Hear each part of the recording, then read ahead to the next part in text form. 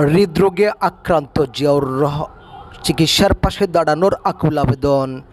হৃদরোগে আক্রান্ত হয়ে জিয়াউর রহমানের দুটি বাল্ব সম্পূর্ণ অকেজো অবস্থায় টাকার অভাবে অপারেশন করতে না পেরে দীর্ঘদিন যাবৎ হাসপাতালের বেডে যন্ত্রণায় দিনপাত করছে।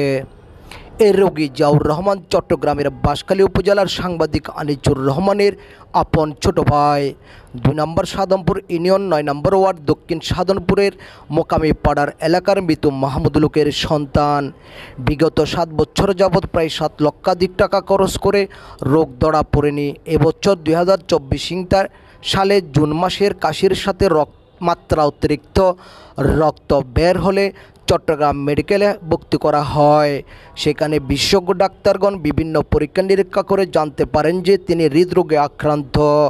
এরপর ডাক্তারের পরামর্শ উন্নত চিকিৎসার জন্য জাতীয় হৃদরোগ ইনস্টিটিউট হাসপাতালে 16 নং ওয়ার্ডের 11 নং বেডে গত 16 জুলাই ভর্তি করা হয়। সেখানে পরীক্ষা নিরীক্ষার পর বিশেষজ্ঞ ডাক্তারগণ বলেছেন তার দুটি বাল্ব নষ্ট হয়েছে। দুটি বাল্ব ও অক্সিজেন ক্রয় করে অপারেশন করাতে মেডিসিন সহ প্রায় 5 লক্ষাধিক টাকা খরচ হবে।